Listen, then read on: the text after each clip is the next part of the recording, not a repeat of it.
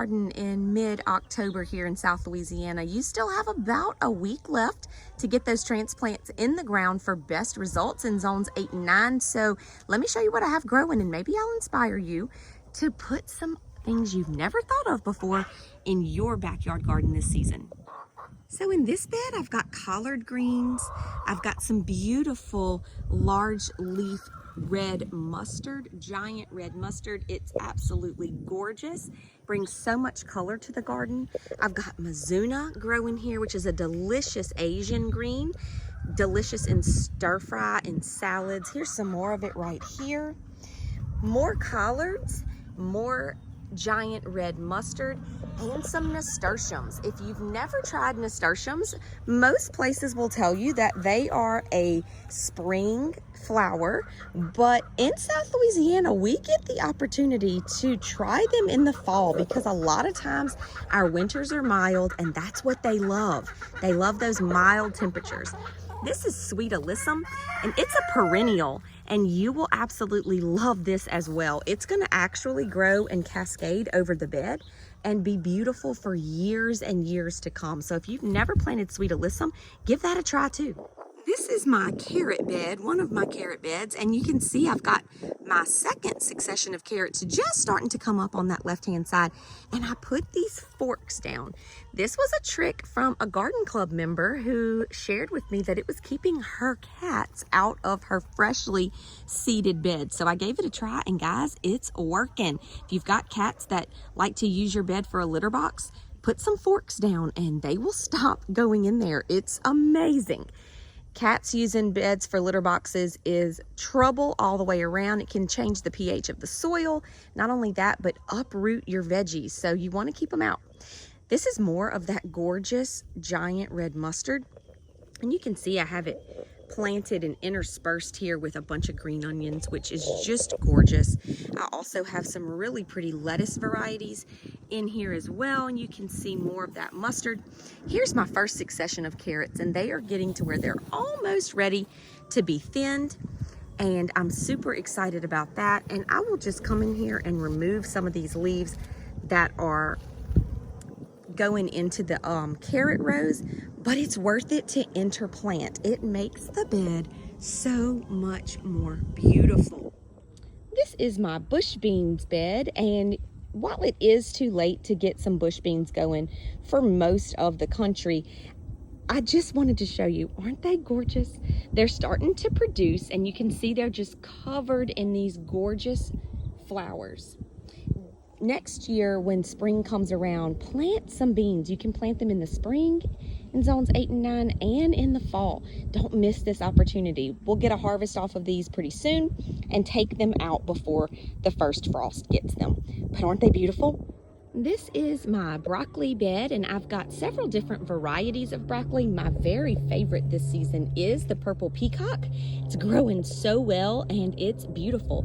Its leaves are also going to be edible. It tastes like kale. It's a kale and broccoli hybrid, so definitely give this one a try. I also have lots of dill in this bed, both transplant and some coming up by seed. I like to do most of my herbs by seed, but I will throw some transplants in there just to get the party started. I've got different varieties of broccoli. I've got some beautiful chard, and that was grown by seed here.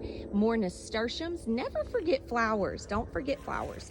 This is my cardinal basil that's still growing strong from summer, and I'm just going to let it go until the fall frost gets it. In the Wild Child Garden, we don't ever just come in and wipe out a bed clean. We just kind of move things around and remove plants as they need to be removed, and then come back and plant things in their place. There's some chard going to outline this corner of thyme that I have growing here, which is so pretty.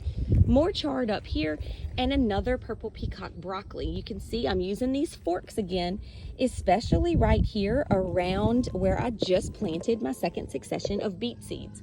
And you can see they're starting to come up. Succession planting is so much fun, keeps your garden in harvest for much longer. It'll extend that harvest for you, but you got to be careful. You got to keep the cats out. So I've got the forks here as well.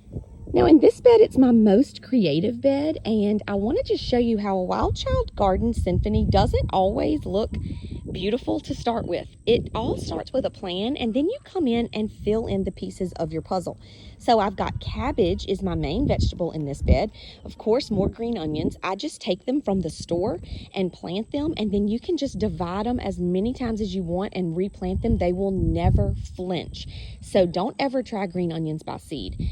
But I will come in here and just continue to add to this bed as weather and time allows. These are some Asian greens here. You can see I've got parsley coming up here, more cabbage. This is some different Asian greens I have coming up here, and you can see my first cilantro has broken the soil. But that's not all. I have my second succession of beets in this bed. I have plenty of lettuce in this bed, more Asian greens, some golden beets, and you can see that yellow there, more cabbage here. And then I've got, this is a space that looks empty, but it's not. You can see I'm starting to just now get some spinach sprouting. So this is where my spinach is going to be, across the front of this bed on one side. And on the other side, you can see I've got radishes sprouting.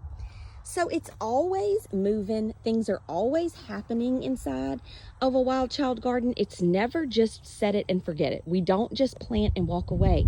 It's a process, and it's so much fun. I want to show you my first succession of beets here, and you can see that. And I also have planted some of this organic red butter lettuce, which look how beautiful that is. This is a perfect example as to why I don't just pull up all my plants and put new down. Look at these peppers. These plants are absolutely loaded in peppers. They are beautiful, and this is the do-over peppers. These are peppers that were planted in the spring, and in South Louisiana, we get this second chance with our peppers. Now you can see here, they are leaning pretty good, and that's because we had a hurricane here, and it blew them all over, and they're kind of standing up, kind of not. But if you look in here, they don't mind at all. Look at all these peppers.